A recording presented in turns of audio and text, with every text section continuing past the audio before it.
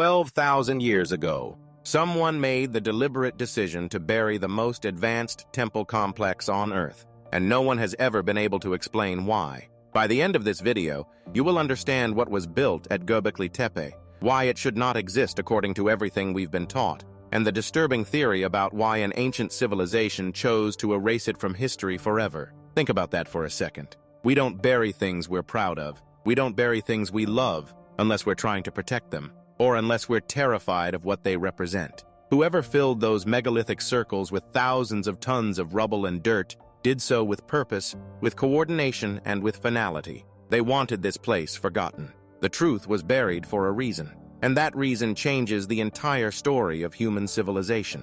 To understand why Göbekli Tepe threatens everything we think we know, you first need to understand the story we've been told. For over a century, the accepted timeline of human progress followed a clean, comfortable sequence. First came hunting and gathering, then agriculture. Agriculture created permanent settlements. Settlements created surplus. Surplus created specialization. Specialization created religion, art, architecture, and eventually civilization. That was the model, the orthodoxy. Every textbook printed it. Every professor taught it. And Göbekli Tepe demolished it in a single archaeological season. The site sits in southeastern Turkey, near the city of Şanlıurfa. It was first surveyed in the 1960s by researchers from the University of Chicago and Istanbul University. They noticed some broken limestone slabs on a hillside and dismissed them. Nothing more than the remnants of a medieval cemetery. That was it. For decades,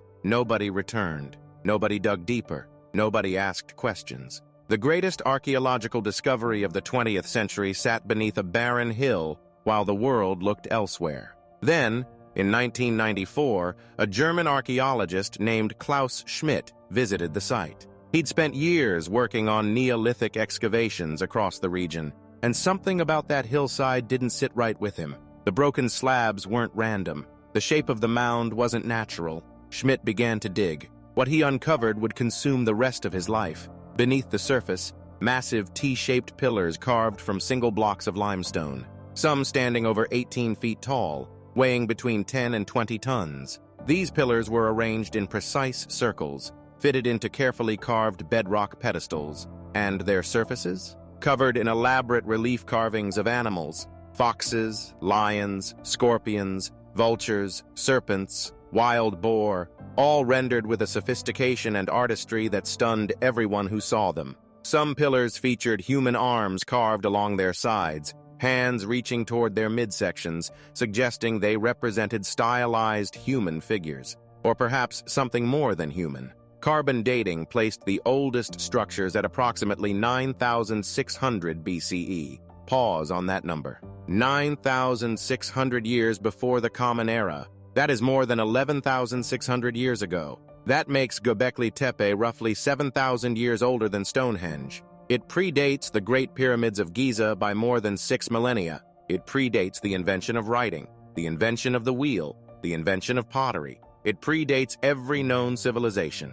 Here's the thing. This site was not built by farmers. It was not built by a settled urban population with surplus grain and organized labor. According to every piece of evidence recovered from the site, Göbekli Tepe was built by hunter-gatherers. People, we were told, lived in small nomadic bands. People, we were told, lacked the social organization, the technical knowledge, and the motivation to construct anything of this scale. And yet the evidence is right there, carved into the bedrock of that Turkish hillside, refusing to be ignored. The construction alone demands explanation. Quarrying 20-ton pillars from limestone bedrock requires planning, engineering knowledge, and coordinated labor. Transporting those pillars hundreds of meters from the quarry to the building site, without wheels, without draft animals, without metal tools, required a workforce of hundreds, possibly more. Feeding that workforce required a logistical system. Organizing it required leadership, hierarchy, shared purpose. None of this fits the model of small, scattered bands of foragers simply surviving day to day, and Schmidt himself came to a radical conclusion. He proposed that the traditional sequence was inverted. Religion did not emerge from civilization. Civilization emerged from religion.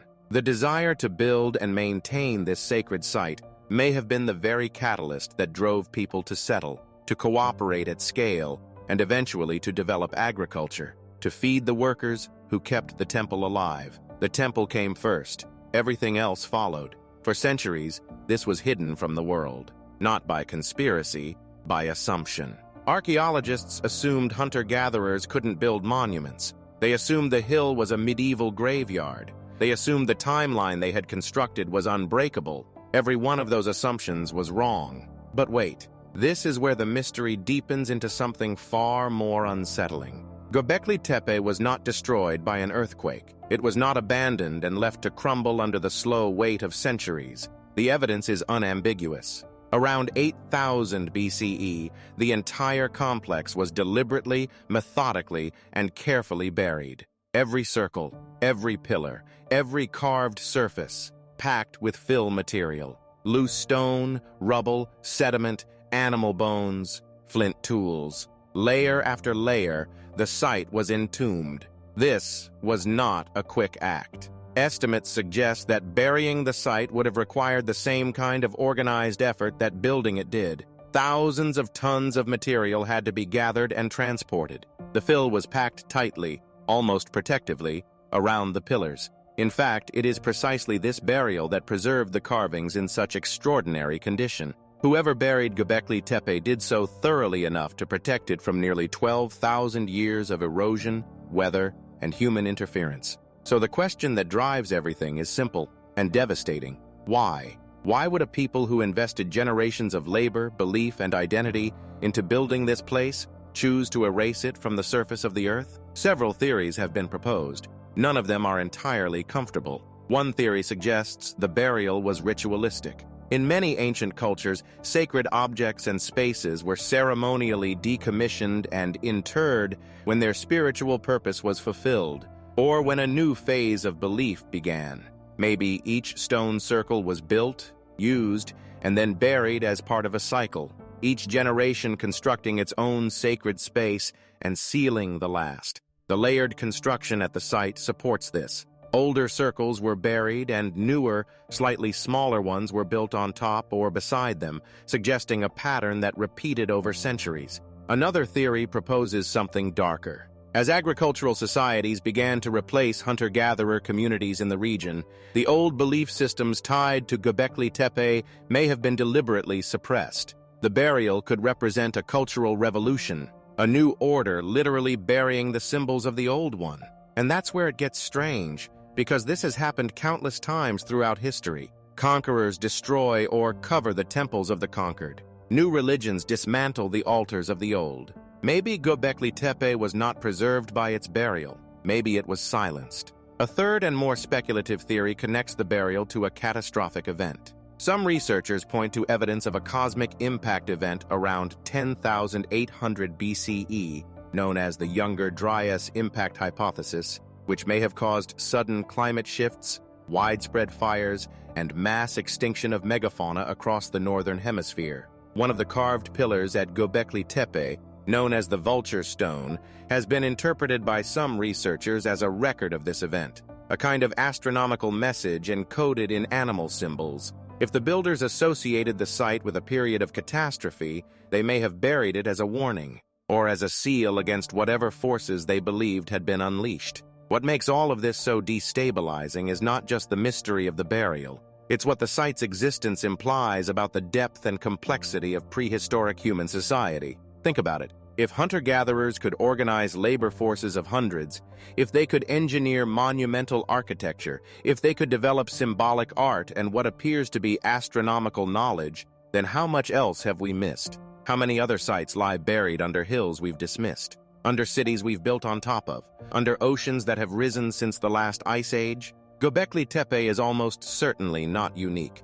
It is simply the first site of its kind that we've found, and we found it almost by accident, after ignoring it for 30 years. Schmidt himself believed Göbekli Tepe represented only the tip of a much larger cultural phenomenon, and excavations at nearby sites like Karahan Tepe have already begun to prove him right, revealing structures of similar age and sophistication. The story we were taught, that civilization began in Mesopotamia around 5000 BCE, that everything before was primitive and formless, that history started with Sumer. That story is incomplete at best. At worst, it is a framework that has blinded us to the real antiquity and capability of our own species. Göbekli Tepe does not just push the timeline back. It demands an entirely different understanding of who we were, what we were capable of, and what we may have lost.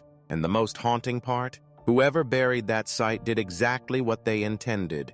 For nearly 12,000 years, the secret held. The stone circles slept beneath the earth. The carved animals stared into darkness. The hands on those silent pillars reached toward nothing, until one archaeologist looked at a hillside and refused to walk away. If this changed how you see the ancient world, the like button is right there. It helps more people find stories like this one. Stories that don't settle for the comfortable version of the past. And if you want to keep questioning the history you were taught, subscribe to Historical Secrets. We go where the evidence leads, even when it leads somewhere no one expected. The past is deeper than we were told, and we are only beginning to dig.